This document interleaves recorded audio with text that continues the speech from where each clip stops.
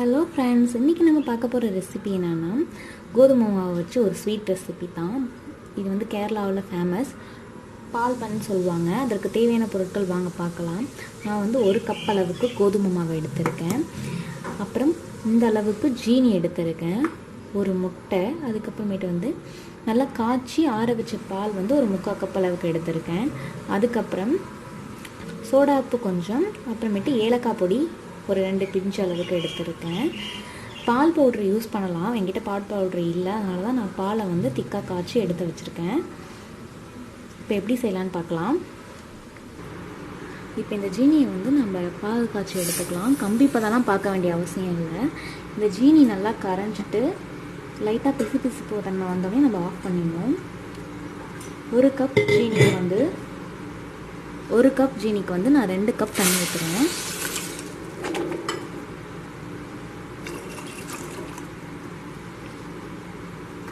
கரைஞ்சிட்டு இந்த ஜீனியெல்லாம் நல்லா கரைஞ்சிட்டு லைட்டாக பிசுப்பு தன்மை வந்தோடனே நம்ம ஆஃப் பண்ணிடணும்.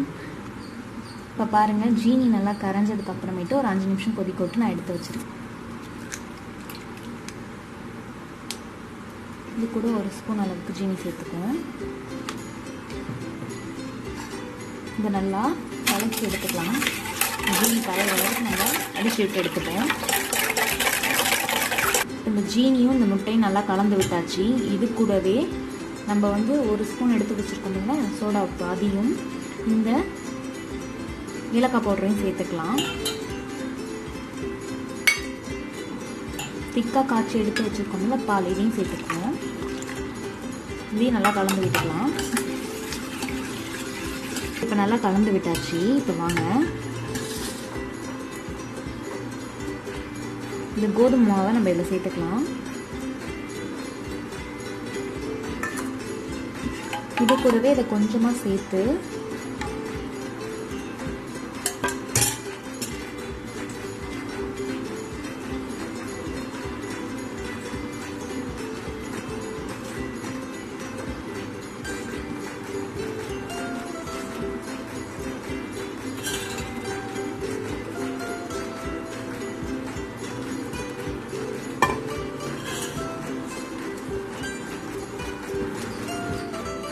இப்போ வந்து மாவை நல்லா பிசைஞ்சி நான் 2 உருண்டை எடுத்து வச்சுருக்கேன்.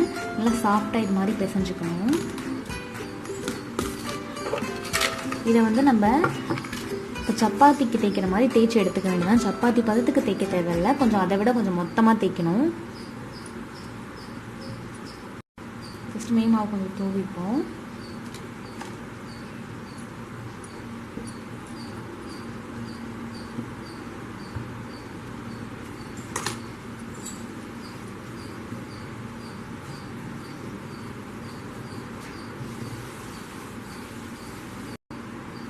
இது மாதிரி இந்த மொத்தத்துக்கு நான் தட்டி எடுத்திருக்கேன். இப்போ ஓரங்களை கட் பண்ணிவிட்டு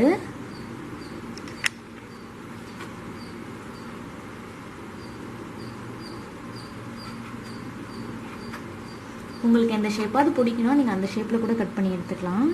நான் வந்து இப்போ கட்டமாக தான் கட் பண்ண போகிறேன்.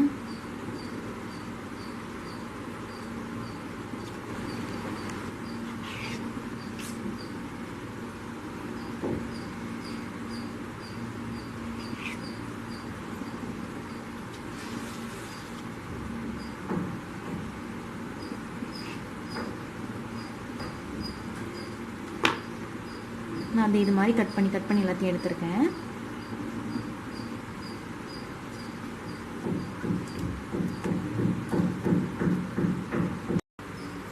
இப்போ எண்ணெய் நல்லா காஞ்சிடுச்சு. இப்போ எல்லாத்தையும் ஒன்று ஒன்றா சேர்த்து நம்ம பொரிச்சு எடுத்துக்கலாம்.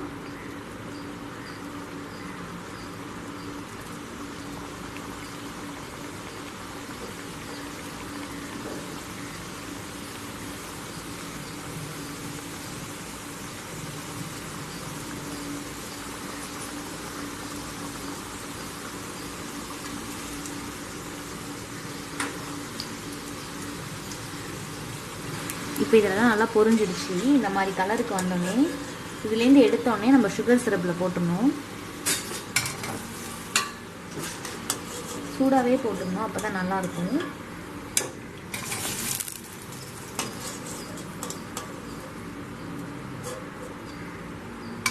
ஸோ இதே மாதிரி நம்ம எல்லாத்தையும் பொரிச்சு எடுத்துக்கலாம். நம்மளோட ஜூஸியான கோதுமையில் செஞ்ச பால் பன் ரெடி ஆகிடுச்சு. ஸோ இது கேரளாவில் வந்து மைதாவில் தான் செய்வாங்க. நான் வந்து கோதுமையில் செய்திருக்கேன். செஞ்சு பார்த்துட்டு எப்படி இருந்துச்சுன்னு கமெண்ட்டில் சொல்லுங்கள். என்னோடய வீடியோ உங்களுக்கு பிடிச்சிருந்துன்னா லைக் பண்ணுங்கள், ஷேர் பண்ணுங்கள், கமெண்ட் பண்ணுங்கள், சப்ஸ்கிரைப் பண்ணுங்கள். கூடவே இருக்க பெல் ஐக்கானையும் கிளிக் பண்ணுங்கள்.